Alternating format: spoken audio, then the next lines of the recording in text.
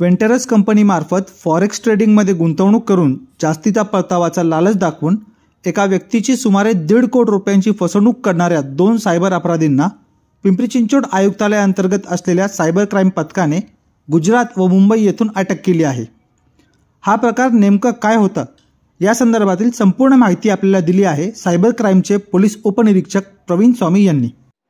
यामध्ये ना cyber police station येथे CR नंबर 06/2025 दाखल करण्यात आला होता। यामध्ये व्हेंचरस कॅपिटल या वेबसाईटवरती जाऊन फिर्यादीस 1,30,00,000 रुपये मागील 1 वर्षापासून इन्व्हेस्ट करण्यास भाग पाडले होते व ज्यावेळेस ते परतावा मागायचे तर त्यांना थोड्या प्रमाणात परतावा द्यायचे। 1,30,00,000 रुपये इन्व्हेस्ट केल्यानंतर त्यांना जवळपास 18 लाख रुपयाच्या आसपास परतावा दिला।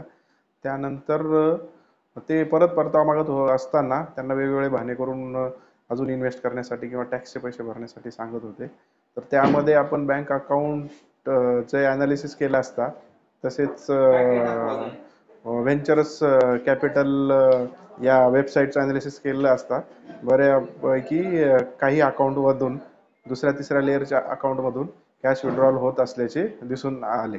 त्यामध्ये एक अहमदाबाद येथील अकाउंट होतं, त्यामधून मोठ्या प्रमाणात कॅश विड्रॉल होत असल्याचे दिसल्याने आम्ही स्वतः टीमसह अहमदाबाद येथे रवाना झालो। त्या अकाउंट धारकाचा व कॅश काढणाऱ्या व्यक्तीचा शोध घेतला असता कॅश काढणारा व्यक्ती नामे मितेश राजूभाई वोरा, वय वर्ष 24, तो एकाच्या सांगण्यावरनं ते आलेली कॅश विड्रॉ करत असे व ती त्याच्या जो मालक आहे केपिन मेहता यास देत असे।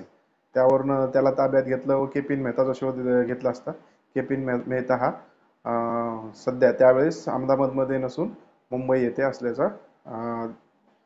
असल्याचे दिसून आले। त्यावरून आम्ही यास ओराला अहमदाबाद येथून ताब्यात घेऊन केपिन मेहता यास मुंबई मीरा भाईंदर येथून ताब्यात घेतले व त्यांना अटक करून त्यांना 5 दिवसाचा पोलीस कस्टडी मिळवण्यात आले होते। यांच्यावर भारतीय न्याय संहिता 318(4), 316(2) व 3(5) तसेच IT ॲक्टचे 66C व 66D कलमानुसार गुन्हा दाखल करण्यात आला। तर याऐवजी या आरोपींनी अजून कोणता असा फ्रॉड केल्याचं निदर्शनास आले का? सदरच्या अकाउंटवरती बऱ्याच ठिकाणी तक्रारी दिसून येत आहेत। त्यांच्याशी आम्ही संपर्क साधून त्याबद्दल अधिकची माहिती प्राप्त करत आहोत।